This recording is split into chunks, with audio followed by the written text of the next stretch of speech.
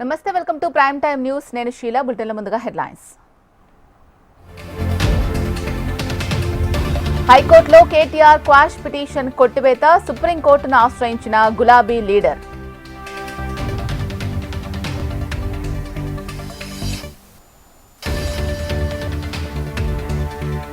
ఈ కార్ రేసులో కేటీఆర్ అడ్డంగా దొరికిపోయారు. చట్టం ప్రకారమే చర్యలుంటాయన్న టీపీసీసీ చీఫ్.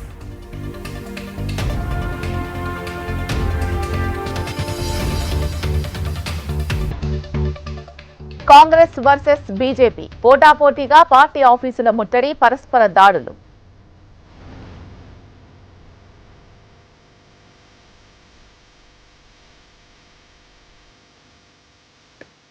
ఫిర్యాదుల స్వీకరణ కోసం జన నాయకుడు పోర్టల్. కుప్పంను అన్ని విధాలా అభివృద్ధి చేస్తామన్న చంద్రబాబు.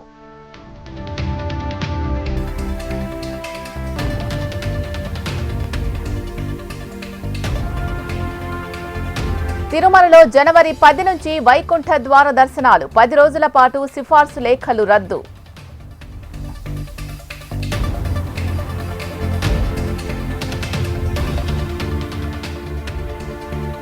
సంక్రాంతికి ఏపీఎస్ఆర్టీసీ స్పెషల్ సర్వీసులు.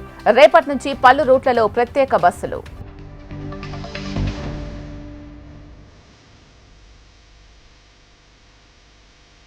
ఢిల్లీ అసెంబ్లీకి మోగిన ఎన్నికల నగారా. ఫిబ్రవరి 5న పోలింగ్, 8న కౌంటింగ్.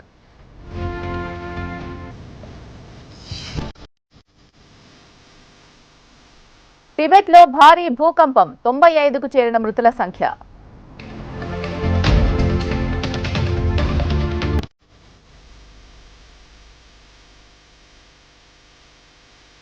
భారీ నష్టాల నుంచి కోలుకున్న సూచీలు. సెన్సెక్స్ 234, నిఫ్టీ 91 పాయింట్లు గెయిన్.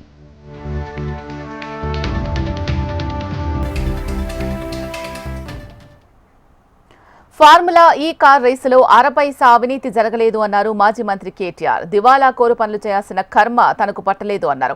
ఈ ఇష్యూలో తనపై పెట్టింది అక్రమ, రాజకీయ ప్రేరేపిత కేసు అన్నారు ఆయన. హైకోర్టు క్వాష్ పిటిషన్ కొట్టివేస్తే ఏదో జరిగిపోయినట్లు కాంగ్రెస్ నేతలు హడావిడి చేస్తున్నారని మండిపడ్డారు. ఒక భారత పౌరుడిగా తనకు రాజ్యాంగం కల్పించిన హక్కులను వినియోగించుకుంటూ సుప్రీంకోర్టులో న్యాయం కోసం పోరాటం చేస్తాను అన్నారు కేటీఆర్. తెలంగాణలో జరుగుతున్నదేంటి? పొద్దున్న నుంచి కాంగ్రెస్ నాయకుల హడావుడి, ఏదో జరిగిపోయింది. ఏం జరిగింది అసలు? ఒక భారత పౌరుడిగా, రాజ్యాంగాన్ని గౌరవించే పౌరుడిగా, చట్టాన్ని గౌరవించే పౌరుడిగా నా మీద పెట్టిన కేసు అక్రమ కేసు, పొలిటికల్లీ మోటివేటెడ్ కేసు, అందులో ఏమీ లేని లొట్టపీస్ కేసు. కానీ ఏదో ఒకటైనా సరే అతికిచ్చి, ఏదో ఒకటి చేసి బట్టగాల్చి మీదేసి ఏదో జరిగింది అని చూపెట్టే ప్రయత్నంలో పెడుతున్న కక్ష సాధింపు కేసు అని తెలిసినా ఏసీబీ విచారణకు పిలిస్తే గౌరవించి నిన్న పొద్దున 10 గంటలకు నేను పోయినా. అదే మాదిరిగా మరి ఈ లొట్టపీజు కేసు ఏదైతే నా మీద పెట్టి కథలల్లి కొంత శునకానందము, పైశాచికానందం పొందుతాననుకుంటున్న చిట్టినాయుడు గారు ఎవరైతున్నారో ఆ చిట్టినాయుడు గారికి మరి తప్పకుండా నేను చెప్పాల్సిన మాట ఒకటి ఉన్నది. ఖచ్చితంగా భారత పౌరుడిగా, చట్టాన్ని, రాజ్యాంగాన్ని గౌరవించే పౌరుడిగా నువ్వు అక్రమ కేసును నీ అధికారాన్ని అడ్డం పెట్టుకున్న మీద పెడితే, ఇష్టం వచ్చినట్టు బురద చల్లితే తప్పకుండా రాజ్యాంగపరంగా, న్యాయపరంగా నాకున్న ప్రతి హక్కును వినియోగించుకోవాల్సిన బాధ్యత నా మీద ఉంటుంది. అందుకే నేను ఏసీబీ ఆఫీస్కు పోయినా లాయర్ తీసుకుపోతా అని చెప్పినా, లాయర్తో సహా విచారణకు హాజరవుతా, మీరు ఏం అడిగితే చెప్తా అని చెప్పినా నువ్వు భయపడ్డావు, నేను భయపడలేదు. నేను అర్ధగంట 40 నిమిషాలు ఎదురు చూసినా నీ వ్యవస్థ ఎందుకో కానీ మరి నా నుంచి ప్రశ్నలు అడగడానికి వెనకకు పోయింది. అట్లాగే కోర్టుకు పోయినా, కోర్టులో హైకోర్టులో పిటిషన్ ఇచ్చినాం. ఏమని? ఇది అక్రమ కేసు, ఎఫ్ఐఆర్ తప్పు, ఎఫ్ఐఆర్ అనవసరపు సెక్షన్లు, అక్కరలేని సెక్షన్లు ఇష్టం వచ్చినట్టు పెట్టినారని చెప్పి వాదించినాం. సరే, కోర్టు ఏ కారణం చేతనైతే, ఎందుకంటే న్యాయ వ్యవస్థ మీద మాకు సంపూర్ణమైన గౌరవం ఉంది, న్యాయమూర్తుల మీద సంపూర్ణమైన విశ్వాసం కూడా ఉంది. ఇవాళ హైకోర్టులో మాకు తీర్పు కేవలం క్వాష్ పిటిషన్ కొట్టేసినారు. దానికే కొంతమంది ఎంత సంతోషపడిపోతున్నారంటే కాంగ్రెస్ వాళ్ళు ఏదో నాకు ఉరిశిక్ష చేసిండ్రు లేదా నేరారోపణ. తెలంగాణ హైకోర్టులో మాజీ మంత్రి బీఆర్ఎస్ వర్కింగ్ ప్రెసిడెంట్ కేటీఆర్ కు ఎదురు దెబ్బ తగిలింది. ఈ కార్ రేసులో కేటీఆర్ క్వాష్ పిటిషన్ను హైకోర్టు కొట్టివేసింది. ప్రభుత్వ వాదనలతో ఏకీభవించిన హైకోర్టు మధ్యంతర ఉత్తర్వులను ఎత్తివేసింది. ఏసీబీ దర్యాప్తులో జోక్యం చేసుకోలేమని స్పష్టం చేసింది. చట్ట ప్రకారం నడుచుకోవాలి అన్న ధర్మాసనం అందరికీ రూల్ ఆఫ్ లా వర్తిస్తుందని తెలిపింది. హైకోర్టు క్వాష్ పిటిషన్ను కొట్టివేయడంతో కేటీఆర్ సుప్రీంకోర్టును ఆశ్రయించారు. రేపు లేదా ఎల్లుండి ఈ కేసు విచారణకు వచ్చే అవకాశం ఉంది. ఈ కార్ రేసులో కేటీఆర్ అడ్డంగా దొరికిపోయారని టీపీసీసీ చీఫ్ మహేష్ కుమార్ గౌడ్ ఆరోపించారు. క్వాష్ పిటిషన్ను హైకోర్టు తిరస్కరించడంతో కేటీఆర్ తోక ముడుస్తున్నారని వ్యాఖ్యానించారు. జైలుకు వెళ్లేందుకు సిద్ధమన్న కేటీఆర్ ఇప్పుడు మాట మారుస్తున్నారని ఆయన విమర్శించారు. తప్పు చేసిన వారికి శిక్ష పడాలని తెలంగాణ ప్రజలు కోరుకుంటున్నారని చెప్పారు. అలాగే బీజేపీ నాయకులు ప్రియాంక గాంధీపై చేసిన తీవ్రమైన కామెంట్స్ ను ఖండించారు మహేష్ కుమార్ గౌడ్. అడ్డంగా దొరికిపోయినారు, నేను జైలుకు పోవడానికి సిద్ధంగా ఉన్నానన్న మాట చెప్పి ఉన్నారు. మళ్ళీ కోర్టులు ఆశ్రయించి తప్పుకునే ప్రయత్నం చేస్తూ ఉన్నారు. ఇది ప్రజలకు అర్థమైంది. తప్పు చేసిన వాడికి శిక్ష పడాలన్నదే తెలంగాణ ప్రజలు కోరుకుంటున్న అంశం. దానికోసం మమ్మల్ని అధికారులు తీసుకొచ్చినారు. కేటీఆర్ గారు దోషిగా తేలితే తప్పకుండా జైలుకు పోవాల్సిందే. సుప్రీంకోర్టు పోయినా ఎక్కడ పోయినా దాంట్లో మాత్రం తప్పిదాలు జరిగినాయి. ఫార్ములా ఈ కార్ రేస్లో తప్పిదాలు జరిగినాయి కాబట్టి శిక్ష తప్పదు. ప్రియాంక గాంధీ మీద చేసినటువంటి కామెంట్స్ మాత్రం క్షమించరానివి. కాంగ్రెస్ ప్రభుత్వం డైవర్షన్ పాలిటిక్స్ కు పాల్పడుతుందని మాజీ మంత్రి హరీష్ రావు అన్నారు. ఇలాంటి బ్లాక్ మెయిల్ రాజకీయాలకు తాము భయపడేది లేదు అన్నారు. ఫార్ములా ఈ రేస్ కేసు వ్యవహారంలో ఏసీబీ నమోదు చేసిన కేసు కొట్టివేయాలంటూ కేటీఆర్ చేసిన క్వాష్ పిటిషన్ను హైకోర్టు కొట్టివేయడంపై హరీష్ రావు స్పందించారు. కేటీఆర్ దోషిగా తేలి శిక్ష పడినట్లు ప్రచారం చేస్తున్నారని, కేసులో కోర్టు విచారణ చేయవచ్చని మాత్రమే హైకోర్టు చెప్పింది అన్నారు. రేవంత్ రెడ్డి గారి ప్రభుత్వం కేవలం డైవర్షన్ పాలిటిక్స్ లో భాగంగా కేటీఆర్ గారి పైన ఈ అక్రమ కేసు నమోదు చేయడం జరిగింది. అన్ని సర్వే రిపోర్ట్లలో కూడా ఈ ముఖ్యమంత్రి ఫెయిల్యూర్ సీఎం అని, ఈ ప్రభుత్వం ఫెయిల్ అయిందని చెప్పి ఈ రాష్ట్రంలో వచ్చిన అన్ని సర్వే రిపోర్ట్లు కూడా తెలియజేస్తూ ఉన్నాయి. సో ఈ క్రమంలో మా పార్టీ వర్కింగ్ ప్రెసిడెంట్ కేటీఆర్ గారి మీద అక్రమ కేసు పెట్టి ప్రజల యొక్క దృష్టిని మరల్చాలని ఒక డైవర్షన్ పాలిటిక్స్కు రేవంత్ రెడ్డి గారు పాల్పడుతూ ఉన్నారు. మాకు తెలుసు రేవంత్ రెడ్డి గారు ఇలాంటి ఇంకా అక్రమ కేసులు చాలా పెడతారని, ఇంకా మాలాంటి చాలామంది నాయకుల మీద కూడా ఇలాంటి అక్రమ కేసులు ఆయన పెడతాడని. వీటన్నిటిని ఎదుర్కోవడానికి మేము సిద్ధంగా ఉన్నాం. మాకు తెలంగాణ ప్రజలు ముఖ్యం, ఈ రాష్ట్రం ముఖ్యం. ఎన్నో పోరాటాలతోని త్యాగాలతోని తెలంగాణ తెచ్చుకున్నాం. తెలంగాణ బాగుండడం, తెలంగాణ అభివృద్ధి చెందడం, తెలంగాణ ప్రజల సంక్షేమం బీఆర్ఎస్ పార్టీకి అత్యంత ముఖ్యమైనది. మీరు ఎన్ని కేసులు పెట్టినా, మా మీద ఇంకా ఎన్ని రకాలుగా ఒత్తిళ్లు పెట్టినా, ఈ రాష్ట్ర ప్రజల కోసం, ఈ రాష్ట్ర సంక్షేమం కోసం మా పోరాటం మాత్రం కొనసాగుతూనే ఉంటుంది. నువ్వు ప్రజలకు ఇచ్చిన 6 గ్యారెంటీలు అమలు చేసేదాకా నీ ప్రభుత్వాన్ని, నిన్ను ఎట్టి పరిస్థితుల్లో వదిలిపెట్టం. రేవంత్ రెడ్డి అనుకుంటున్నాడు బ్లాక్మెయిల్ రాజకీయాలతోనో, అక్రమ కేసులతోనో, అరెస్టులతోనో తన ప్రభుత్వం యొక్క తప్పిదాలను కప్పిపుచ్చుకుంటానో, మమ్మల్ని మానసికంగా బలహీనపరుస్తానని అనుకుంటా ఉన్నాడు. కానీ మేము మరింత బలంగా పోరాడటం తప్ప ఎట్టి పరిస్థితుల్లో నీ అక్రమాలను కానీ, నీ 6 గ్యారెంటీల అమలుపై నిన్ను ప్రశ్నించడాన్ని వదిలిపెట్టే ప్రశ్నే ఉత్పన్నం కాదు. ఈరోజు కేటీఆర్ గారి మీద హైకోర్టులో కూడా వచ్చిన తీర్పు కేవలం విచారణ కొనసాగించడానికే చెప్పింది హైకోర్టు. ఇది అక్రమ కేసు, దీని విచారణ నిలుపుదల చేయాలని చెప్పి బీఆర్ఎస్ పార్టీ తరఫున మేము కోర్టుకు వెళ్ళాం. కోర్టేమి కేసును నిర్ధారించలేదు, ఇది తప్పు జరిగిందని చెప్పింది కానీ శిక్ష వేసింది కాదు. కేవలం విచారణ కొనసాగించడానికి మాత్రమే ఈరోజు కోర్టు అనుమతి ఇచ్చింది. విచారణకు సహకరిస్తాం. ఈ ముందు నుంచి కూడా కేటీఆర్ గారు 100% విచారణకు సహకరిస్తామని చెప్పాం. ఎందుకంటే మేము తప్పు చేయలేదు, అసలు అవినీతే జరగలేదు. రాష్ట్ర ప్రభుత్వం నుంచి ₹1 కూడా గ్రీన్ కో కంపెనీకి చెల్లించలేదు. ₹1 ఇవ్వలేనప్పుడు అక్కడ అవినీతికి ఆస్కారం ఎక్కడిది?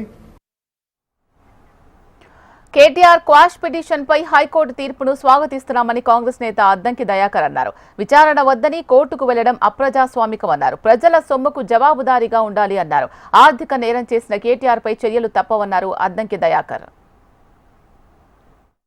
కేటీఆర్ ఏసీబీ కేసులో కోర్టు తీర్పును స్వాగతిస్తున్నాం.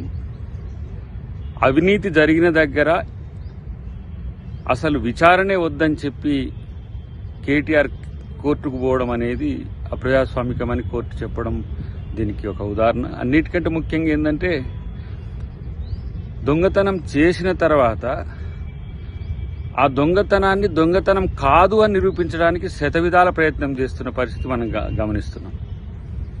ఈరోజు మానవ హక్కుల కోసం పోరాటాలు చేసేటోళ్లకు కోర్టులు బాసటగా ఉంటాయి తప్పితే దొంగల హక్కుల కోసం పోరాటము, దోపిడీదారుల హక్కుల కోసం పోరాటం చేసేటోళ్లకు కోర్టులు, చట్టాలు సపోర్ట్ చెయ్యవనే విషయం కేటీఆర్ తెలుసుకుంటే మంచిది. ఇదేదో ఆ అవినీతి చేయకంటే ముందు, ఆ అక్రమం చేయకంటే ముందు ఉండాల్సిందనేది నా వ్యక్తిగత అభిప్రాయం, పార్టీ అభిప్రాయం కూడా. ఇలా ప్రభుత్వం ప్రజల ఆస్తులకు రక్షణగా ఉండాల్సింది పోయి మీకు ఇచ్చిన అధికారాన్ని దుర్వినియోగం చేయడమే కాకుండా ఇష్టానుసారంగా నిధులను ఇతరులకు, ప్రైవేటు వ్యక్తులకు తరలించడం అనేది ఆర్థిక నేరం.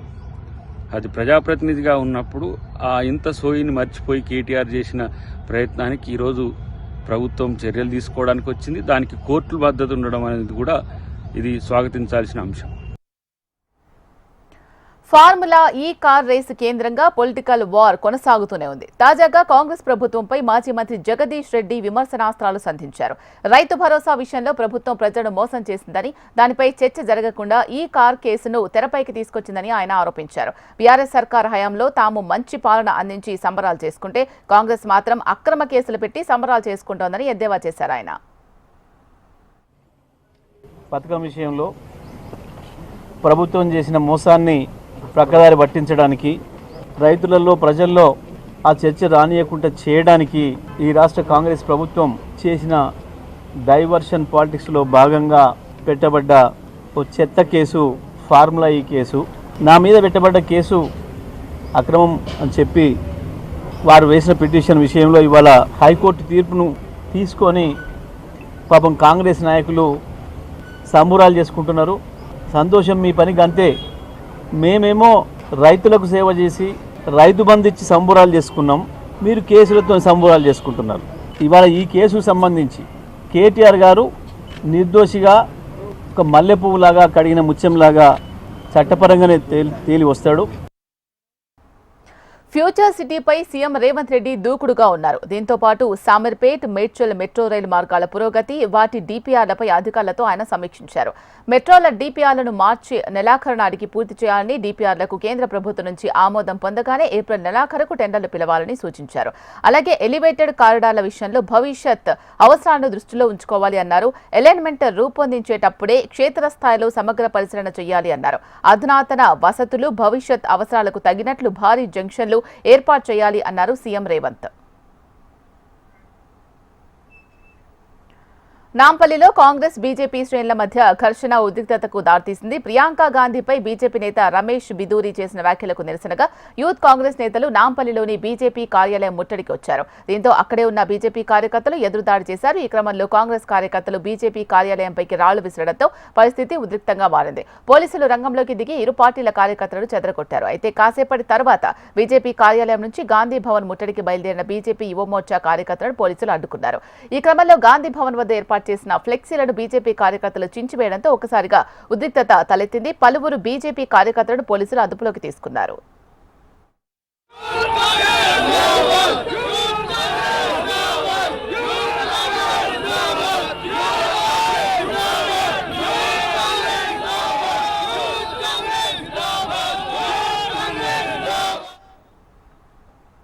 యూత్ కాంగ్రెస్ నేతలకు TPCC chief Mahesh Goud warning ఇచ్చారు. ప్రజాస్వామ్య పద్ధతిలో నిరసనలు ఉండాలని, కానీ రాజకీయ పార్టీ ఆఫీస్పై దాడికి వెళ్లడం సరైంది కాదని సూచించారు. బీజేపీ నేతలు కూడా దాడులు చేయడం సరైంది కాదని హితవు పలికారు. బీజేపీ నేతల తీరును మహేష్ కుమార్ గౌడ్ తీవ్రంగా ఖండించారు. ప్రజాస్వామ్యంలో దాడులు పద్ధతి కాదని, శాంతి భద్రతల విషయంలో బీజేపీ నేతలు సహకరించాలి అన్నారు టీపీసీసీ చీఫ్. తెలంగాణలో బీజేపీ స్టేట్ ఆఫీస్పై దాడిని కేంద్ర మంత్రి కిషన్ రెడ్డి ఖండించారు. ఇది పిరికి పంద చర్యగా అభివర్ణించారు. కాంగ్రెస్ పార్టీ తీరు మార్చుకోకపోతే పరిస్థితులు తీవ్రంగా ఉంటాయని హెచ్చరించారు. పోలీసుల సమక్షంలోనే బీజేపీ కార్యకర్తలపై దాడి చేస్తుంటే పోలీసులు ప్రేక్షక పాత్ర పోషించారని ఆరోపించారు. తాము తలుచుకుంటే కాంగ్రెస్ వాళ్లు బయట తిరగలేరని కిషన్ రెడ్డి హెచ్చరించారు.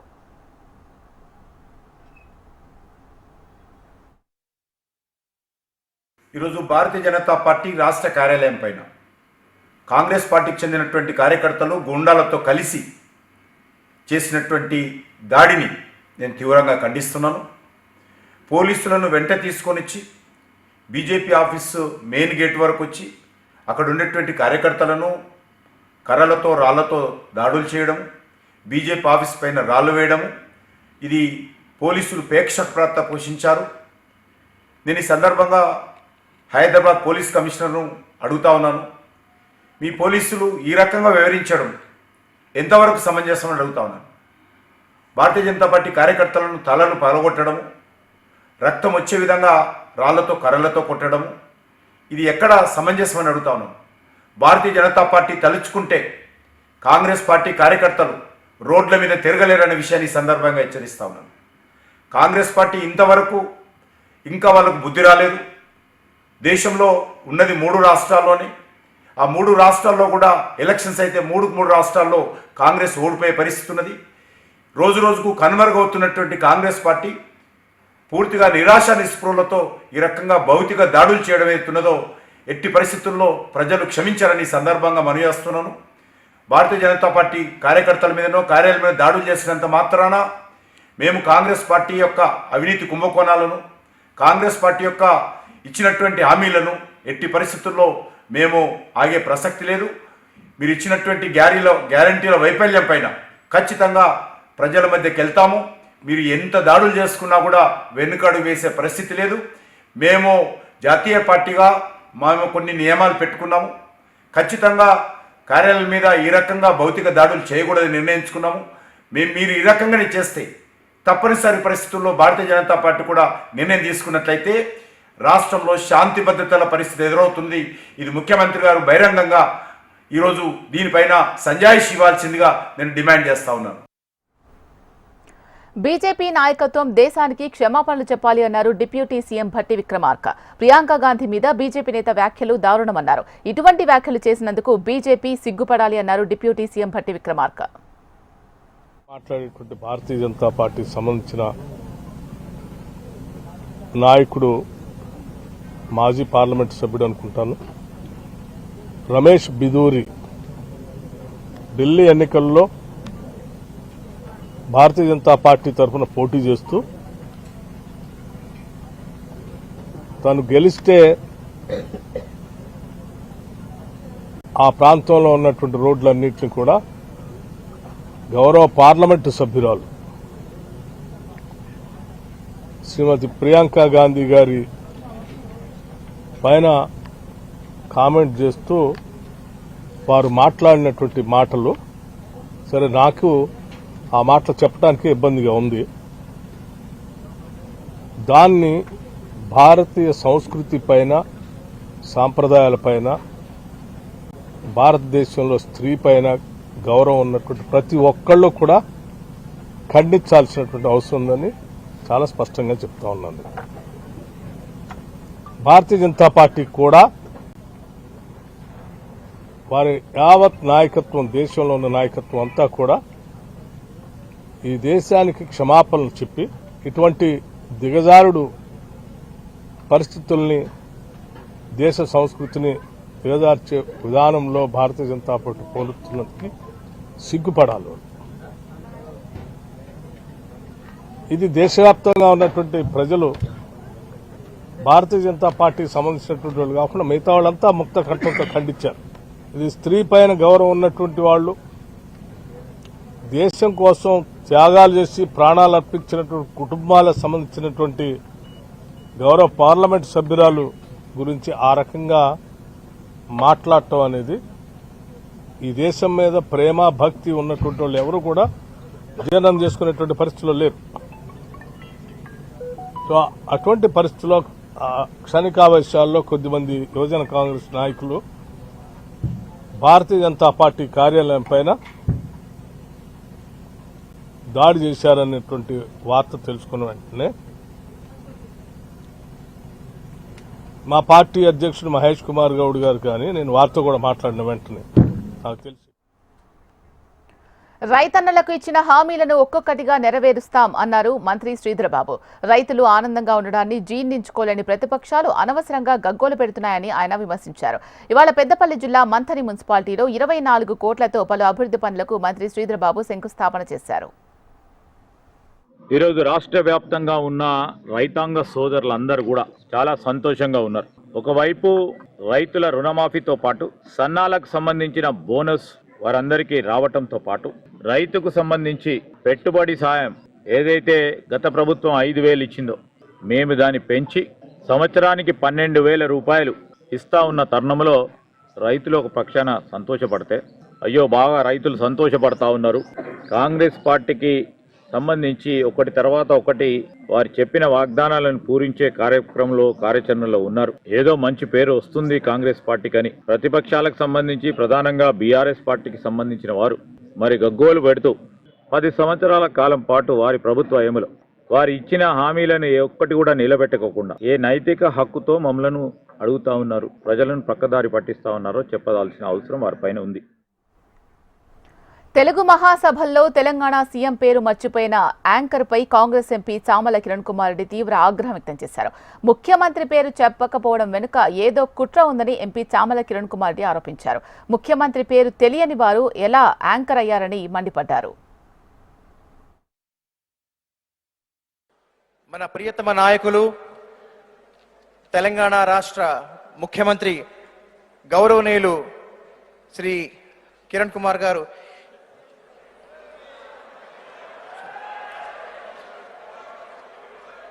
క్షమించాలి. మన ప్రియతమ నాయకులు తెలంగాణ రాష్ట్ర ముఖ్యమంత్రి వర్యులు శ్రీ రేవంత్ రెడ్డి గారు ఎవడా తెలుగు మాట్లాడాలి పెట్టినోడికి బుద్ధి లేదా? యాంకర్ అనేటోడికి చదువు రాదా? యాంకరింగ్ చేసే వాళ్ళకు తెలుగు రాష్ట్రాలలో ముఖ్యమంత్రి తెలియనోడు యాంకర్ కూడా అవుతాడా? ఇవాళ మనం చిన్న చిన్న దాంట్లోనే ఇట్లా కాగితం రాసుకొని వచ్చి చదువుతున్నాం. ఒక ఎంపీ గుండి నేను ఒక యాంకర్ ఒక ముఖ్యమంత్రి వచ్చినప్పుడు ఏ ముఖ్యమంత్రి వచ్చిందో తెలియకుండా చదువుతాడా? దీని వెనక ఏదో కుట్ర ఉందని నాకు అనిపిస్తుంది. మోడల్ నియోజకవర్గంగా కుప్పం నియోజకవర్గాన్ని తీర్చిదిద్దుతామని ఏపీ సీఎం చంద్రబాబు అన్నారు. 2047 నాటికి కుప్పాన్ని ఆదర్శ నియోజకవర్గంగా మారుతుందని అన్నారు. కుప్పం పర్యటనలో భాగంగా జననాయకుడు పేరిట ఫిర్యాదుల స్వీకరణకు చంద్రబాబు పోర్టల్ను ప్రారంభించారు. ప్రభుత్వం ఇచ్చే సాయాన్ని ప్రజలు అందిపుచ్చుకోవాలని, కుప్పానికి అన్ని రకాల విద్యా వైద్య సంస్థలు రావాలని చంద్రబాబు కోరారు. మీరందరూ గుర్తుపెట్టుకోవాల్సి ఉంటుంది. కుప్పంలో ఉండే ప్రతి ఒక్కరిని కోరుతున్నాను, నేను మిమ్మల్ని అందరినీ పైకి తేవాలని ఆలోచిస్తున్నాను. మీలో కూడా పట్టుదల ఉండాలి. మీరు అట్ట కాకుండా నేనేదో చెప్తే మీరు ఇట్నే చెప్తారు కాబట్టి మేము ఇట్లనే ఉంటామంటే మిమ్మల్ని ఎవరు మార్చలేరు. మళ్ళీ అట్లా కాకుండా నేను చెప్పింది మీరు అర్థం చేసుకుని అందిపుచ్చుకోవాలి. ఈ పిల్లల భవిష్యత్తు కోసం నేను పనిచేస్తున్నా. రాబోయే 2047లో 23 సంవత్సరాల్లో కుప్పం భారతదేశానికి ఒక ఆదర్శ నియోజకవర్గంగా ఉండాలి. ఎవరన్నా చదువుకోవాలంటే బెంగళూరు పోవడం కాదు, కుప్పానికి రావాలి. అలాంటి ఇన్స్టిట్యూషన్స్ ఇక్కడ తీసుకొస్తాం. ఒక మెడికల్ కావచ్చు, ఒక ఇంజనీరింగ్ కావచ్చు, ఒక టెక్నాలజీ కావచ్చు, అలాంటివన్నీ తీసుకొస్తాం. ఇదే కాకుండా మోస్ట్ లివబుల్ ప్లేస్ గా తయారు చేస్తాం. కుప్పానికి వస్తే ఆరోగ్యం పెరగాలి. ఎవరైనా కుప్పానికి వచ్చి ఇక్కడ ఉంటే మామూలుగా బెంగళూరులో ఉంటే కంటే ఒక 20-30 సంవత్సరాలు ఎక్కువ బతికే పరిస్థితి వస్తే ఎత్తుక్కుంటూ కుప్పానికి వచ్చే పరిస్థితి వస్తారు. అలాంటి ఆరోగ్యకరమైనటువంటి మోస్ట్ లివబుల్ ప్లేస్ గా తయారు చేస్తాం. ఇవన్నీ తయారు చేయాలంటే మీ అందరి సహకారం కూడా అవసరం. నేను అందుకనే ఇవన్నీ కూడా కుప్పాన్ని ఒక టూరిజం హబ్ గా తయారు చేస్తాం. బెంగళూరు నుంచి శని ఆదివారాలు అయితే నేరుగా ఇక్కడికి వస్తారు. మన ఆడపిల్లలకు కూడా ఏదైతే కూచిపూడి డాన్సులు ఇవన్నీ బాగా నేర్చుకుని ఇప్పుడు అడుగుతున్నారు. మాకు ఒక మంచి స్టేడియం ఉండాలి, ఓపెన్ ఎయిర్ స్టేడియం ఉండాలి, మా పర్ఫార్మెన్స్ బాగుండాలి అని కోరుకుంటున్నారు. మొట్టమొదటిసారిగా పిల్లలను చూస్తున్నా ఒక 40 మంది స్టూడెంట్స్ కూచిపూడి డాన్స్ నేర్చుకునే పరిస్థితికి వచ్చారు. రేపు విశాఖకు డిప్యూటీ సీఎం పవన్ కళ్యాణ్ వెళ్లనున్నారు. మధ్యాహ్నం 12 గంటలకు విశాఖకు చేరుకోనున్న ఆయన సాయంత్రం 4:15 ఐఎన్ఎస్ డేగాకు చేరుకుంటారు. అనంతరం చంద్రబాబుతో కలిసి ప్రధాని మోడీకి ఘన స్వాగతం పలకనున్నారు డిప్యూటీ సీఎం పవన్. ఇక సాయంత్రం 4:45 మోడీతో కలిసి చంద్రబాబు, పవన్ రోడ్ షో నిర్వహించనున్నారు. సాయంత్రం 5:30 గంటలకు బహిరంగ సభలో ప్రసంగించనున్నారు ప్రధాని మోడీ. రేపు రాత్రి 7:25 గన్నవరానికి తిరుగు పయనం కానున్నారు పవన్. పేదవాడి ఆరోగ్యానికి భరోసా ఆరోగ్యశ్రీ అని ఏపీసీసీ చీఫ్ వైఎస్ షర్మిల అన్నారు. అలాంటి ఆరోగ్యశ్రీ కార్యక్రమాన్ని కూటమి సర్కార్ అనారోగ్యశ్రీగా మార్చేసింది అన్నారు. 3,000 కోట్ల రూపాయలు బకాయిలు చెల్లించకుండా వైద్య సేవలు నిలిచేలా చూడడం అంటే పథకాన్ని నిర్వీర్యం చేయడమే అన్నారు. ఆరోగ్యశ్రీ పథకానికి మంగళం పాడి ప్రజల ఆరోగ్యంతో కూటమి ప్రభుత్వం చెలకాట మారుతుందని షర్మిల ఆగ్రహం వ్యక్తం చేశారు. ఆరోగ్యానికి పెద్దపీట అంటూనే కత్తిపీట వేస్తున్నారన్నారు.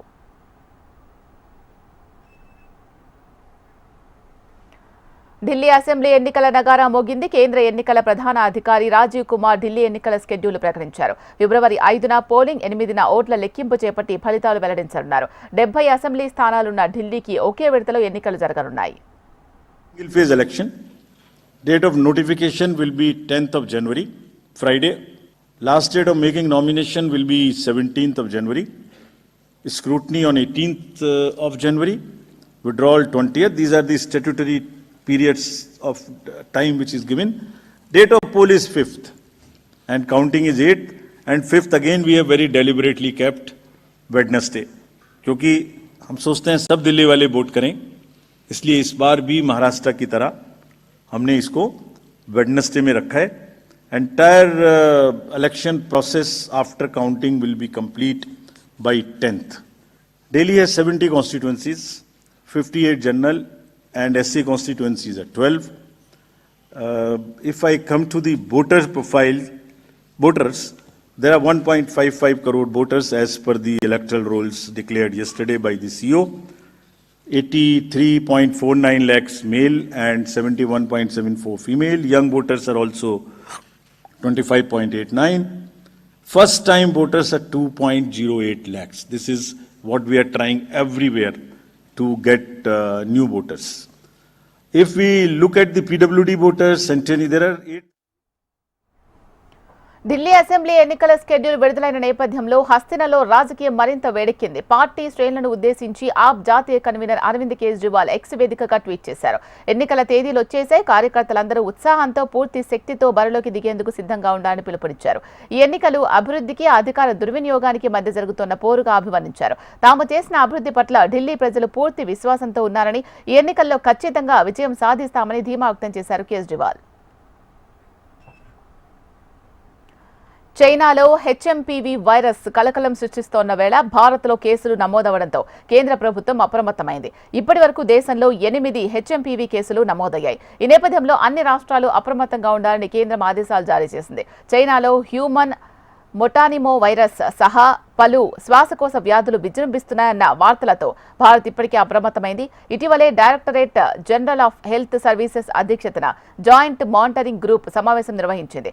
చలికాలంలో మారుతున్న వాతావరణం కారణంగానే చైనాలో ఇన్ఫ్లుయెంజా, ఆర్ఎస్వి, హెచ్ఎంపీవీ తరహా వైరస్లు వ్యాప్తి చెందుతున్నాయని జాయింట్ మానిటరింగ్ గ్రూప్ తేల్చింది. భారత్లో అంత ఆందోళన చెందాల్సిన అవసరం లేదని గ్రూప్ పేర్కొంది. ముందస్తు చర్యల్లో భాగంగా ఇప్పటికే వివిధ ప్రాంతాల్లో ఆర్ఎస్వి, హెచ్ఎంపీవీ తదితర పరీక్షలు చేస్తున్నట్లు ఆరోగ్య శాఖ వెల్లడించింది. తమిళ హీరో అజిత్ త్రుటిలో ప్రాణాపాయం నుంచి బయటపడ్డారు. దుబాయ్లో కార్ రేస్ కోసం ప్రాక్టీస్ చేస్తూ ఉండగా ఆయన ప్రయాణిస్తున్న స్పోర్ట్స్ కారు ప్రమాదానికి గురైంది. వేగంగా దూసుకొచ్చిన కారు గోడను ఢీకొట్టి పల్టీలు కొట్టింది. తక్షణమే స్పందించిన భద్రతా సిబ్బంది ప్రమాదం జరిగిన స్పోర్ట్స్ కారు నుంచి అజిత్ను బయటకు తీశారు. ఆయన సురక్షితంగా బయటపడడంతో అంతా ఊపిరి పీల్చుకున్నారు. దుబాయ్లో ఈ నెల 11, 12 తేదీల్లో జరగనున్న 24H దుబాయ్ రేసులో అజిత్ పాల్గొనబోతున్నారు.